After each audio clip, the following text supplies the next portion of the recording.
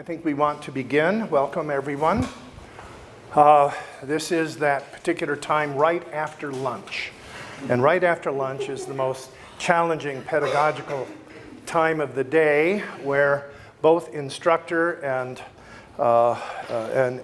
all in the class have to fight sleepiness because all of our blood is down there trying to digest. So our goal here is to try to somehow keep one another awake here during our time, and that our presentation and discussion and reflections will be stimulating enough to accomplish at least that objective, and we will thank God if we are able to do more as well. The title of this sectional is Feminization of the Church, Challenges for a Classical Lutheran Education. And that word feminization is meant to distinguish what our topic is concerned with over against another word that we're very familiar with contemporary culture, feminism.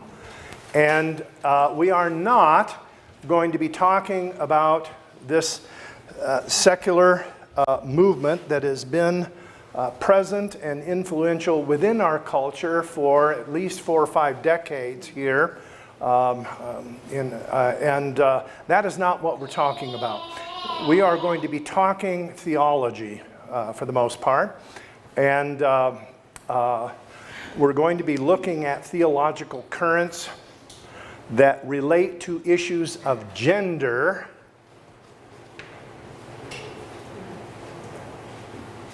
not maleness and femaleness. And we'll try to distinguish here a little bit some vocabulary there. Our first session here today wants to kind of begin with a thesis. And we want to kind of do a snapshot a little bit about the Western Church in general, and even also contemporary Lutheranism according to modern statistical analysis, and using this to help frame out at least some dimensions of a pervasive problem that has plagued Western Christian churches, all of them, Roman Catholicism, Lutheranism, Calvinism, or Reformed churches, as well as our Protestant denominations of all sorts. In other words, that when we are looking at matters demographically, they don't change much, regardless of what Western church tradition that we're looking at.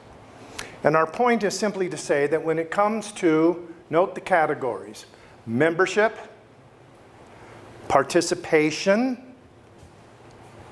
and spiritual nurture in our churches, men, especially those highly masculine, type A personalities, are in scarce supply. Our church's membership, participation, and spiritual nurturing are dominated by women, children, and male pastors. This is not a new condition in the churches of Western Christianity, but rather are the result of long existing factors that are theological, cultural, and pervasive, some dating back to the 13th century.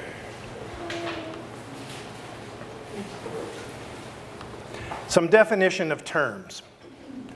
When we think in terms of maleness or femaleness, we think in terms of sexuality, particularly as those relate to whatever is a part of us in terms of physical or biological characteristics.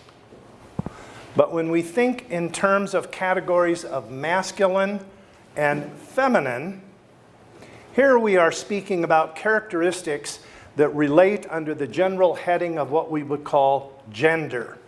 And gender is, of course, a category much broader than matters of human sexuality, or even for that matter, human beings, which of course the English language today doesn't reflect, but Latin of course does. There is gender in language. But we want to talk particularly about masculine and feminine characteristics, particularly as that relates to human beings. Gender involves things such as personal identity. It involves a way of acting and living. It involves mental qualities. It involves qualities that we well could classify, loosely speaking, as cultural and spiritual, recognizing that the word culture comes from the word cult, cultus, okay? And is talking about those particular elements that we find meaningful that bind us together in community, okay? So we're talking about gender characteristics upon which there is identity as individuals, and yet identity also as individuals make up community.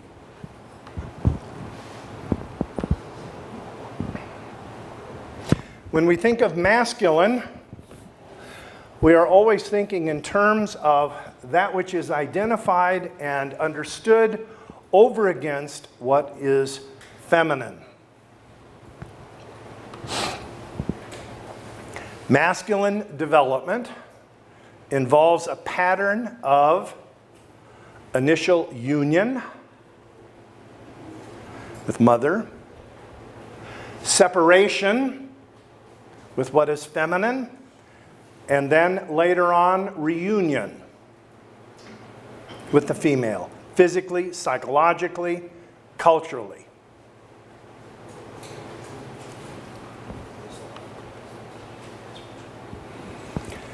Masculine development, particularly as it wishes to relate to that element of separation, involves characteristics as self-sacrifice, suffering, even violence often attended to this separation, often involving testing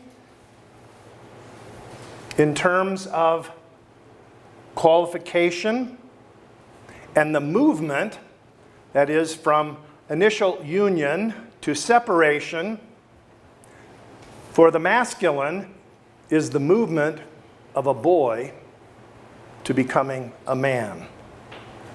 There are elements of this that relate into most civilizations throughout the history of the world and most religions. Femininity, on the other hand, is expressed in contact, openness, and communion. The notion of communion with the aim of union.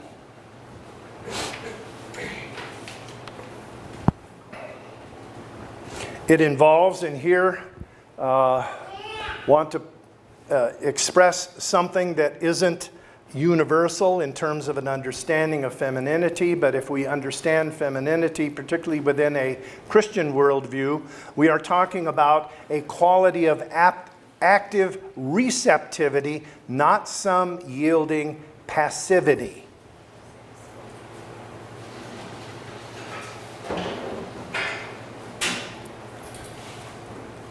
When femininity has been characterized in our more modern, recent feminist movement, it has often been characterized and pejoratively condemned as supposedly some yielding passivity, which is foreign, at least, to any Christian understanding or biblical perspective. More on this as we develop these up the way here. When have a voice, so that we don't make this distinction between women and men, women have always had to face pain and danger, and particularly in relationship to childbirth. For men, however, with women, of course, this is not a choice. Men, however, must make the choice.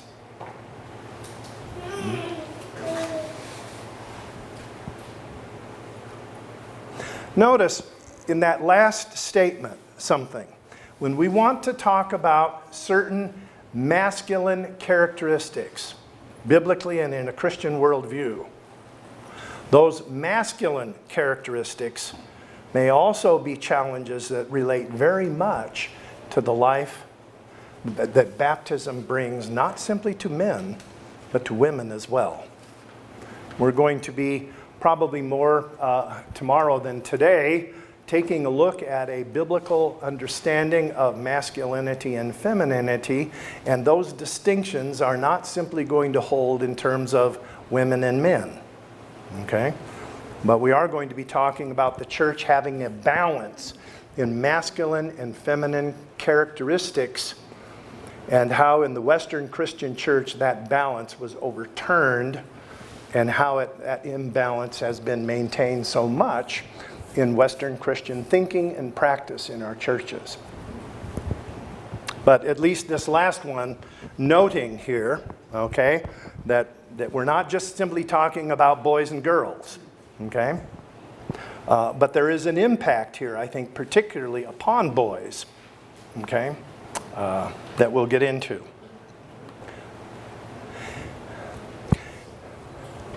The most striking thing, of course, about masculinity, and particularly with our men, is separation from the feminine, as we mentioned before. The question of culture and religion is this: how is this to be done? This union, separation, and union, for instance, a boy moving to manhood, or of a man to manliness. And again, with gender categories here. Note, in our traditions, and not just Christian traditions, but Greco-Roman as well, the hero has always been one who has been set forth as exemplary in making this passage, taking the ultimate risks, battles, and forces, and overcoming them in a singular, lonely way. Examples: think of the epic poetry of the ancients, the Homeric tales. Think of Beowulf. Or in a more modern idiom even, think of John Wayne. Perhaps one of the best movies that he made, that I can't help that whoever wrote it all up was very cognizant of all the things that we're talking about. You don't see it very much, but the movie The Cowboys. Okay? Both in John Wayne's role, as well as then these boys moving through the steps to become men.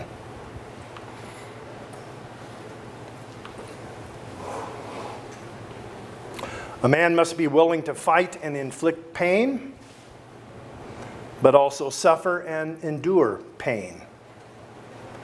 To be able to give up his life in sacrifice for others.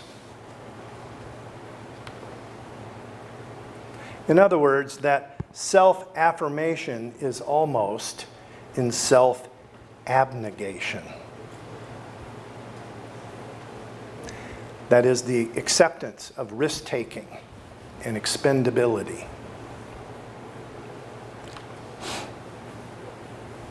Think of Jesus talking about losing your life that you may gain it.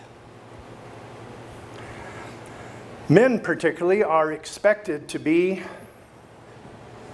accentuate in this masculinity, not exclusively, but men are expected to form, as it were, the front lines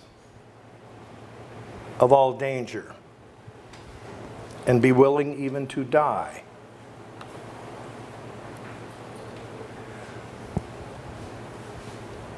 Men have more physical and mental diseases. They commit more crime. They're involved in more accidents, addictions, and they die earlier than women. And this not simply a recent phenomena.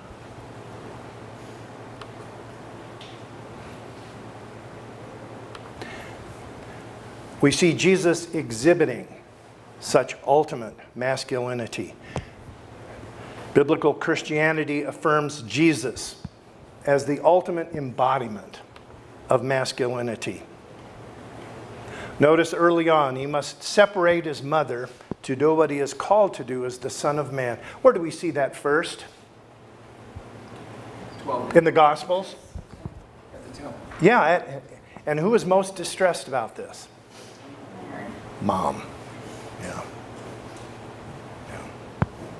Early on, that awareness of that movement of passage. There is another movement, a later movement of passage to take up his vocation. That other movement of passage to be tested and equal to the requirements comes when? No, before that. The test. The test.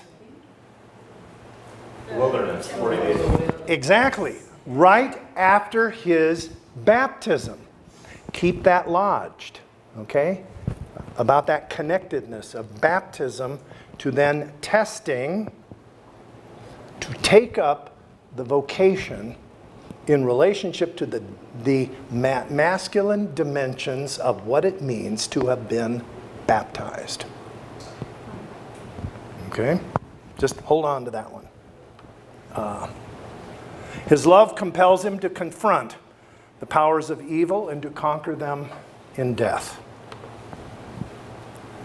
However, in his resurrection, he will return to his bride, the church, as her king and spouse. Notice the movement. That movement of union with Mother Mary, separation, reunion with his bride, the church. Jesus talked about losing your life to find it. He was talking masculine, about the acceptance of expendability, risk-taking, and self-sacrifice for the benefit of others. This is not recklessness as somehow intrinsic virtue, okay? So we lose the parallel, for those that are old enough to remember, old Saturday morning cartoons, where recklessness was seen somehow almost in its own right. Okay?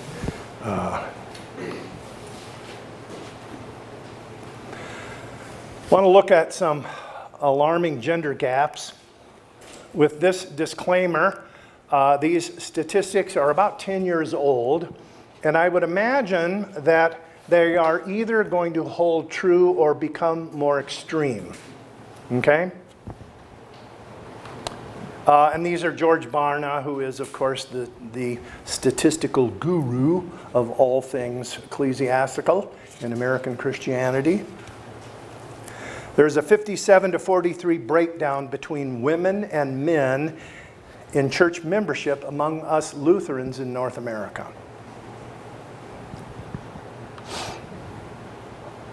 The typical U.S. congregation draws an adult crowd that is 61% female, 39% male. Here we're talking about a worship environment, typical Sunday morning, and that there doesn't seem to be any meaningful distinction in these statistics, regardless of whether you were looking at Roman Catholicism, Lutheranism, Reformed, or your various stripes of Protestant persuasion. In other words, it's pretty common and pervasive, this ratio. On any given Sunday, there are 13 million more adult women than men in American churches.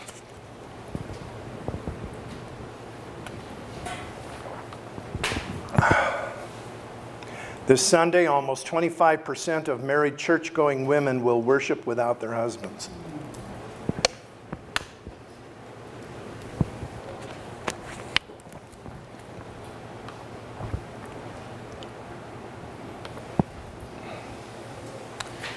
The majority of church employees are women, with the exception, of course, of ordained clergy, who are at least within churches that embrace some sense of historic Christianity.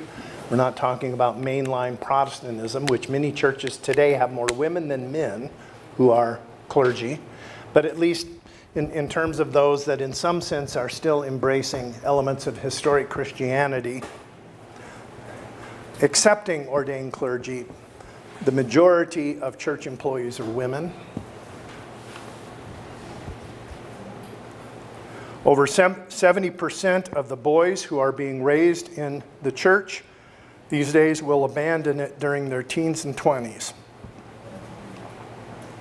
Yes, some will return. And most of them that do return will do so under what could be even as more than just encouragement by their wives. And there is precedent for that in the 19th century, which we'll get into here in a moment. Midweek activities often draw 70 to 80% female participants.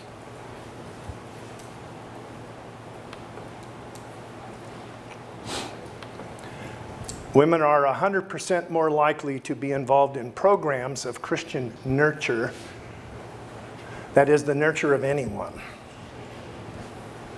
themselves or anyone else, adults, children, teenagers, you name it. 57% more likely to participate in adult education programs, your Sunday morning adult ed class. 56% more likely to hold positions of leadership, as we mentioned before, excluding the pastoral ministry. 39% more likely to have personal devotional time. 39% more likely to have personal Bible reading. 29% more likely to attend worship services. The same in relationship to articulating their faith with others. 16% more likely to pray, and I'm assuming that that's in a non-worship service context, that statistic is speaking of such a thing.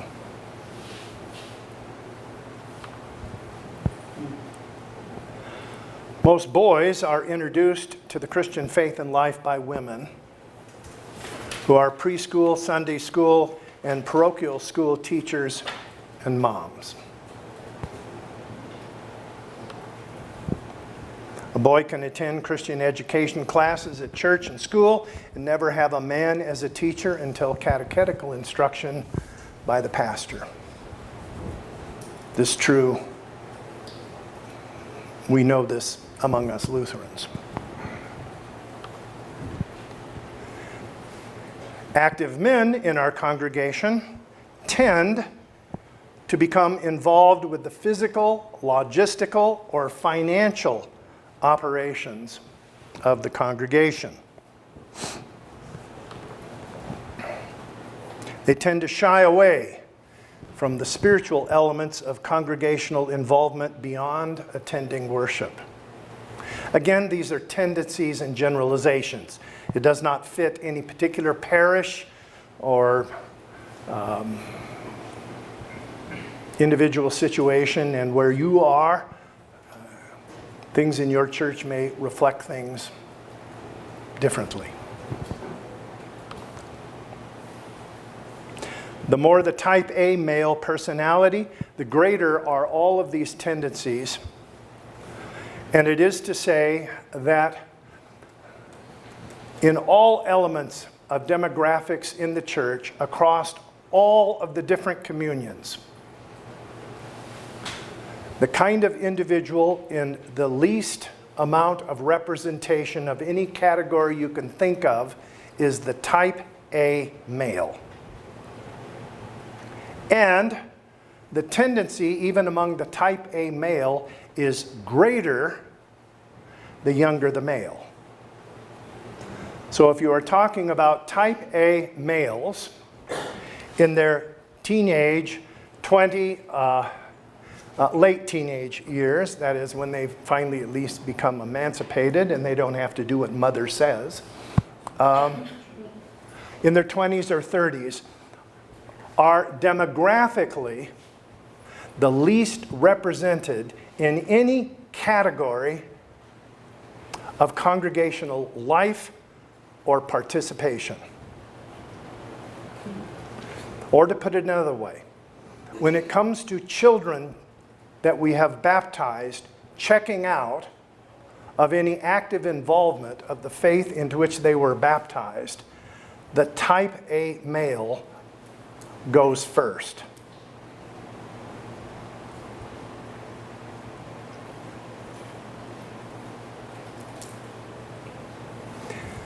While this is a statistic that I've used in talking on this topic, it's not in my slides. It was a statistic, and I was with Dr. Kopf at a conference. I don't know if I was sitting next to you, but I think I fell off my chair. It was a conference at University Lutheran Chapel, and a statistic that then freshly elected President Rast indicated at this campus pastors retreat. Listen to this statistic that he quoted. In 1993, our synod recorded in its parochial report a collective total of 115,000 baptisms. In 2006, our synodical parochial report recorded 55,000 confirmations. Our losses with our children, and I would like to say probably most predominantly our male children, is not simply occurring on the basis of them calling the shots in their own life, but how it is parents are calling the shots in the life of their children. Oops, what do we got here?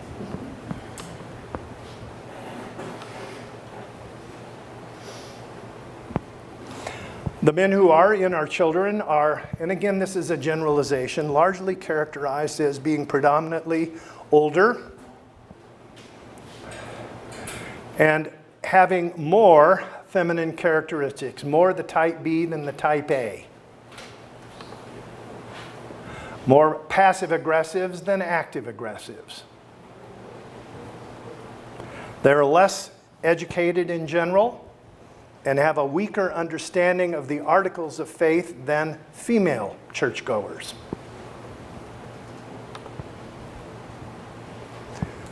And of course, as we indicated, the greatest minority attending churches are younger men, better educated with strong masculine characteristics.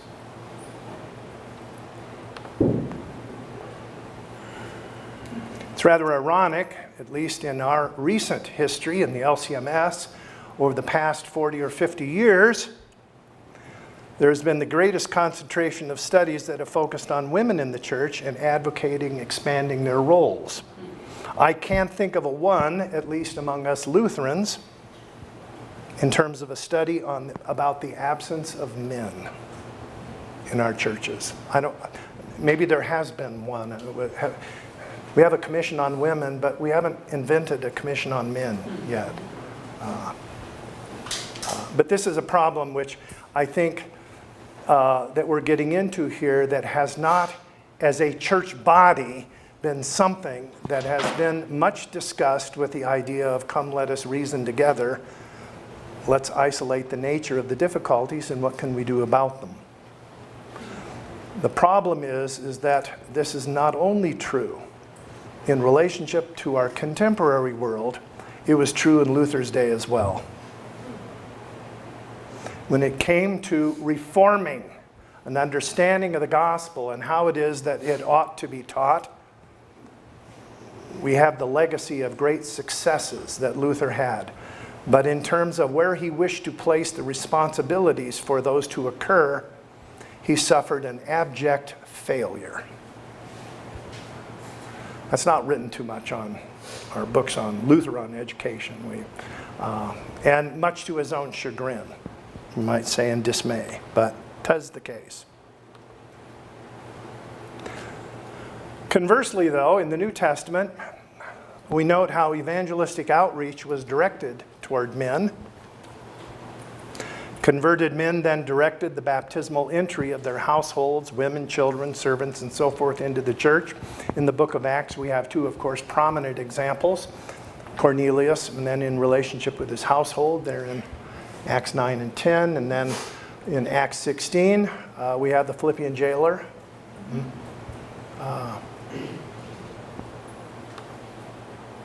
Contrasting that, though, by way of reversal, American Protestant revivalism, which thrived here on the American church scene, was largely directed toward the conversion of women,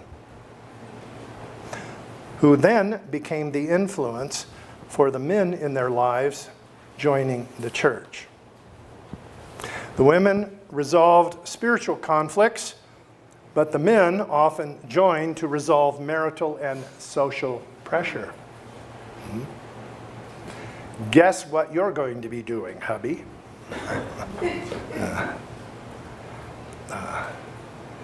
And he was smart enough to do it.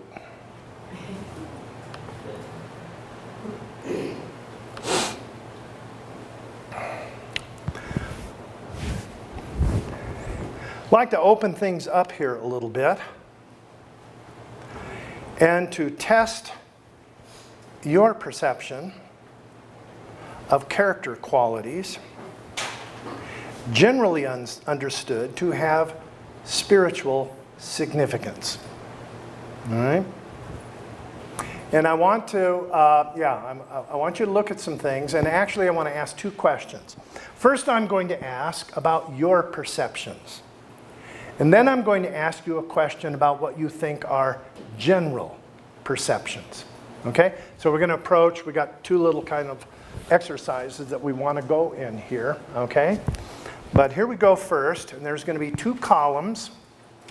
And I want you just to reflect on each column. And then upon reflecting on each column, I want you to answer this question. Which column do you think most predominantly expresses qualities that have spiritual significance? Okay? Which column do you think, generally speaking, exhibits characteristics or qualities that have spiritual significance? Okay. Here we go. We can spend some time. Okay?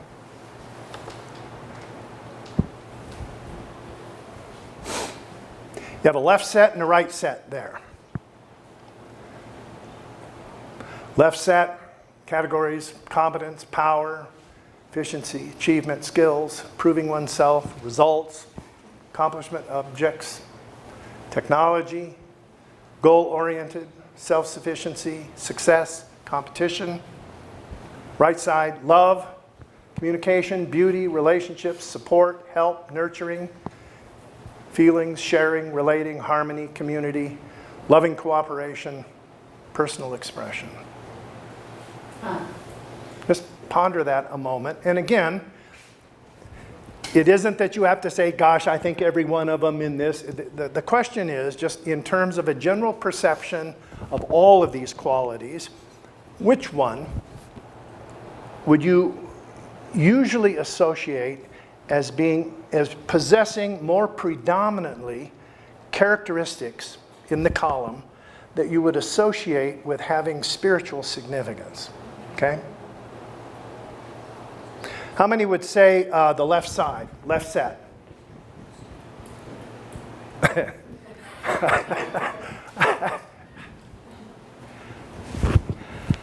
How many would say, Melinda, you want to go with left? Of course you do. Yes. You were halfway going with left, okay? Yeah, but you've done this before. Right set. Okay. Some undecideds here. Okay. All right, let me ask it a different way. Can I ask a qualifying?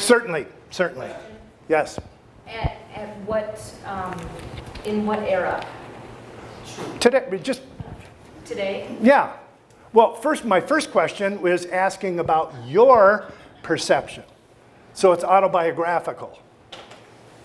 In other words, I'm asking for your perception. When you look at those two columns, you, not somebody else, but you, which one do you think most generally reflects qualities or has a preponderance of characteristics or qualities that you would associate as having spiritual significance? Okay, so it's talking about you. Let's do it again. We'll see if Melinda has any more takers on it. Left-hand side. Gosh, you did get some more. Okay, right-hand side. Okay, some of them just, all right. And if you're saying, well, I don't know if I can go it one way or another. All right, but I want to ask it differently now then, okay? What is your perception today among Christians in general? Okay, your perception about in general.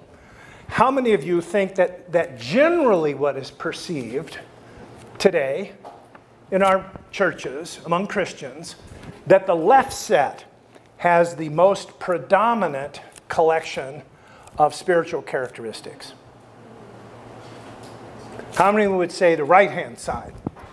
Okay, all right, so some of you might, where do these particular categories come from? Do you remember a book? It was a bestseller that came out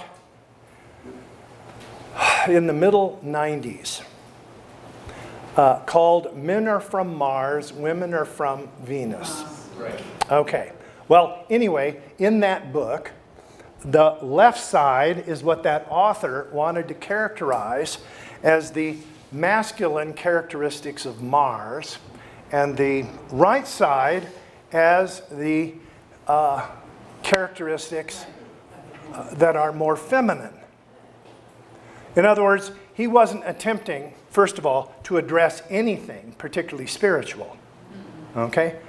I made the application of this, okay, to looking at this spiritually. Notice at least your perceptions of the general public.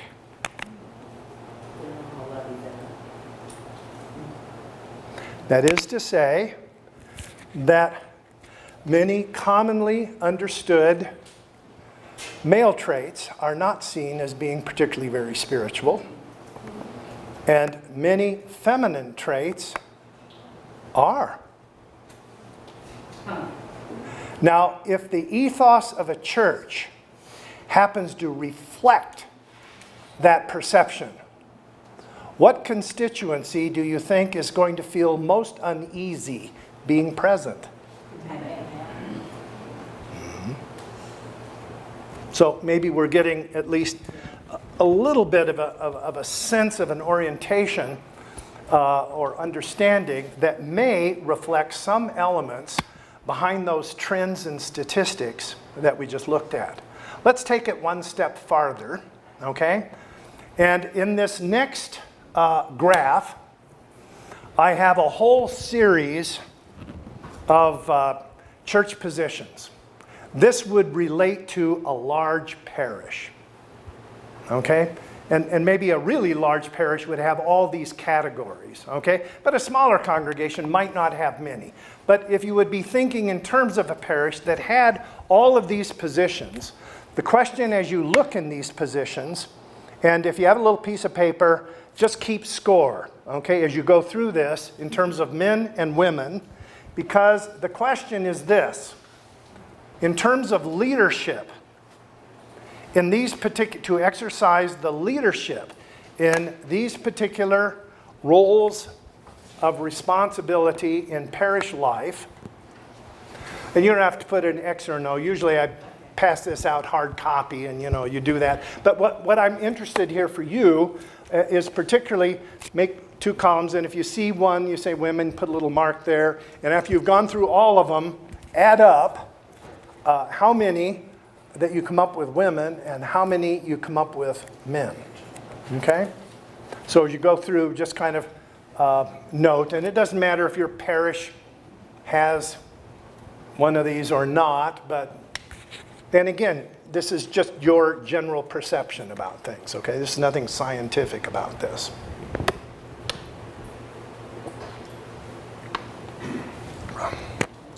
But again, make some notes because I'm interested in the figures that you come up with.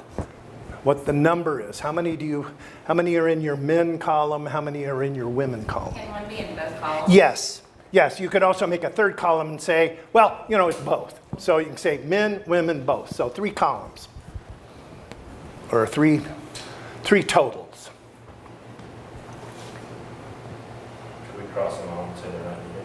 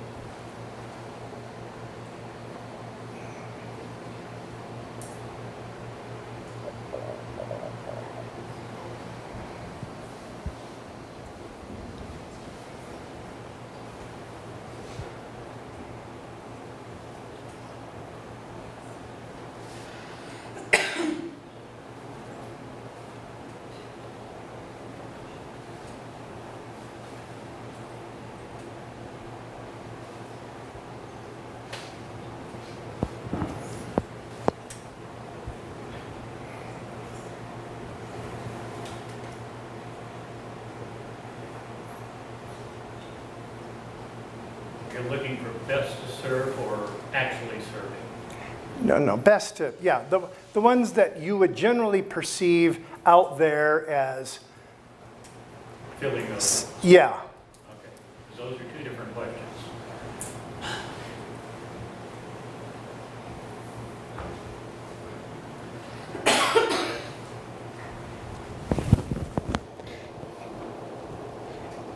Yes, I'm doing so well here. We're actually going to end on time. It's amazing.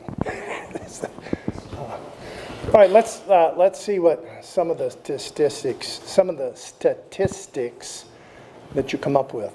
How many of you, at least in terms of your 3 categories, came up with that the largest quantity that you came up with in these categories were men? Okay. How many of you came up with these as having the greatest category of women? How many of you came up with the greatest category of both? Okay.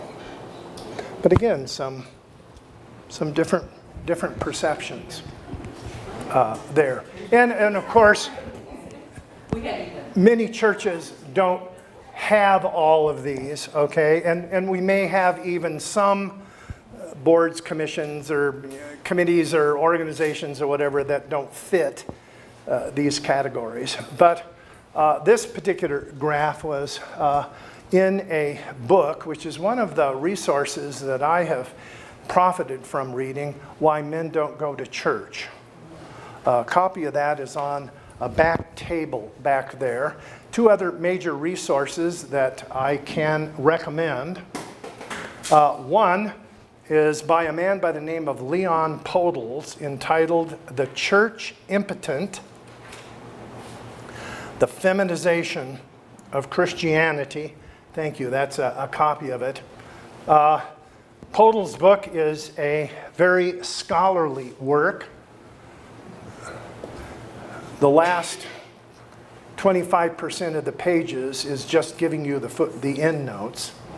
Okay, it's extremely well researched.